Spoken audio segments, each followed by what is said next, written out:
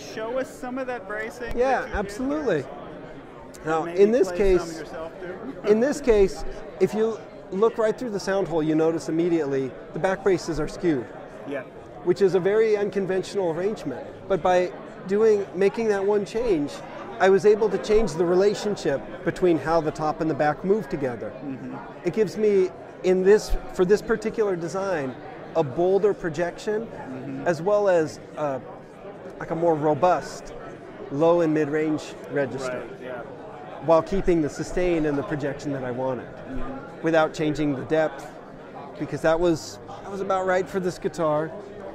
The top bracing is inspired by the same concepts that drove the development of the Grand Orchestra guitar. Mm-hmm. So there's all kinds of little things, but that's an immediately apparent one on our grand concert and grand auditorium models. Right. It's essentially a different angle for the different designs, right. and each brace is a unique profile for the role that it plays in that guitar. Mm-hmm. But it's kind of a broad brush stroke of a concept, if you will. Right, right. And a key part in making this guitar work the way it does. This has our new expression system too, and as well as reintroducing these guitars. This is one of the first real large-scale appearances of our expression system 2 pickup system, right. which is a completely redesigned, reconceived idea on how an amplified acoustic guitar should work. Right. And these are actually, I can't see it. They're a little hard to see, that's part of it. Right. I don't want it to be very visible, but it's a piezo crystal, mm-hmm. that rather than being placed underneath the saddle, right here, right? Exactly. Yes. Rather than behind or underneath the saddle, it's now behind the saddle. Mm-hmm. It's capturing more of the three-dimensional motion of the entire guitar and the mm-hmm. top and the strings, right. as well as eliminating the crushing effect of all the string pressure, mm-hmm. which just maxes out a piezo crystal and doesn't allow it to move. Right, right. So this allows us to control the preload on it for an incredibly dynamic and responsive articulation. And I noticed that too when I plugged it in, just how, it's not at all the piezo sound that you're accustomed to hearing. Exactly. Because really a piezo crystal you have to think of it like a rubber sponge.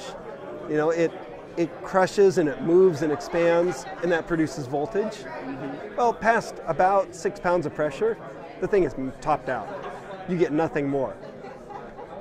When you apply string pressure to it, you've got about 8 to 10 pounds of pressure per string. Mm-hmm. So you're looking at, 80 pounds of pressure, just crushing this thing.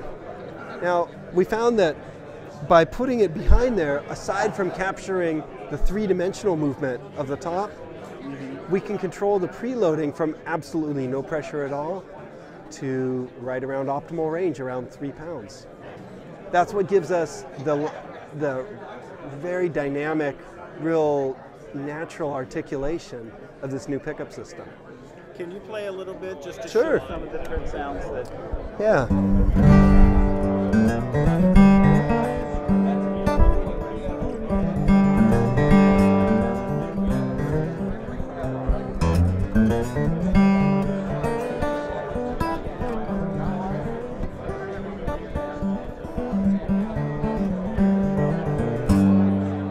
I like a musical sound, and to me that's a dynamic one. I want to have a tall headroom, and I want the quietest articulated sounds to have a sweetness that I can coax out of it. I want to use the entire range of the guitar and not have holes in the fingerboard where certain notes don't sound like others. Yeah, every note should work. It needs to be a dynamic, responsive instrument for whatever a musician wants to do with it.